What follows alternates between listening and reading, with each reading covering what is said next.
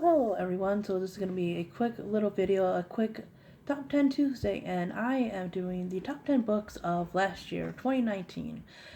So, I had a great reading year last year, and I'm not going to spend too much time on the book because I've done, wrap-ups and reviews on them, but I'm just going to go with 10 books I really enjoyed. And at number 10 is Crenshaw by Katherine Applegate. I thought this one was really meaningful, as a boy and his imaginary friend, and it talks about family struggles and, you know, um, just family in general. I really enjoyed it. At number 9 is Fear, which is a YA horror anthology edited by R.L. Stine. It has some really good stories in this one. I didn't like it as much as Zombies vs. Unicorns, but that's because this one is a little bit more, it's just straightforward, a horror anthology. At number 8, I have The House on Mango Street. This one was really interesting. It was told in vignettes, and it is about a Hispanic American girl named Esperanza and her life in 1970s Chicago. I just thought it was really interesting because I don't normally read that kind of format. And I just thought the story was engaging. So at number 7, number 7 and number 6 are kind of tied because I enjoyed both of these books. I enjoyed both of these authors. So at number 7 we have The Vulnerable Gods by Todd Wittenmeyer, who is also Todd the Librarian. This is one of the first actual sci-fi books that I've read, and I like that we had some interesting characters, some bad characters, and how they acted. There was family and like a frozen caveman kind of guy. I don't want to go too much into it because you really should read the book. And number 6 is Driven by Dane Cobain from Dane Reads, who you should also read. And this is one of the only mysteries, like Todd science fiction. This is mystery that I've read because the last few years I've been reading like a lot of young adult contemporary. So this one had a self-driving car as a murder weapon, which I thought was really interesting. Then at what are we on? We're on number 5. Number 5, I have Catching Fire. I reread the Hunger Games trilogy pretty much every year.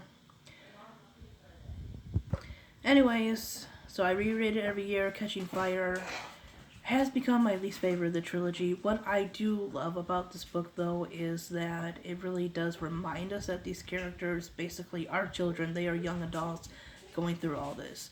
A lot of people don't like the whole... It really didn't even have a love triangle.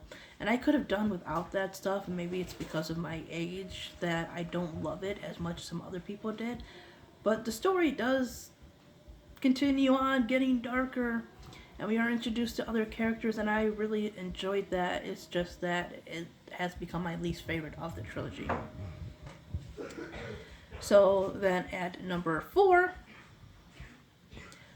I am going with Midworld, which is one of Todd's favorite books. If not, I think it's his favorite book.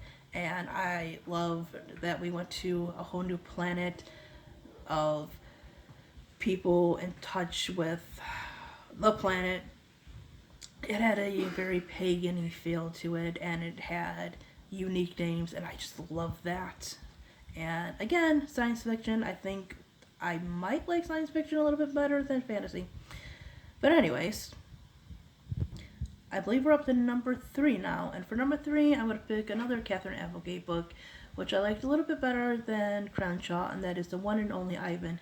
We get to hear from the point of view of an animal in captivity, and, the people around him and how he views life. And I just thought it was really well written. It's not the most exciting story, but it is quite deep in many ways. So then at number... Are we on number 3? No, we're on number 2, aren't we? I think we're on number 2. At number 2, because we just did number 3, yeah. So on number 2, I am going to have to go with Animal Farm. So this is sort of another reread, and I just like the fact that, it is a satire about certain political figures in history, and it also talks about that mob mentality and how people can be persuaded certain ways, how we can fall into the trap of disliking other people because of what people tell us, and this is all done through the point of view of animals.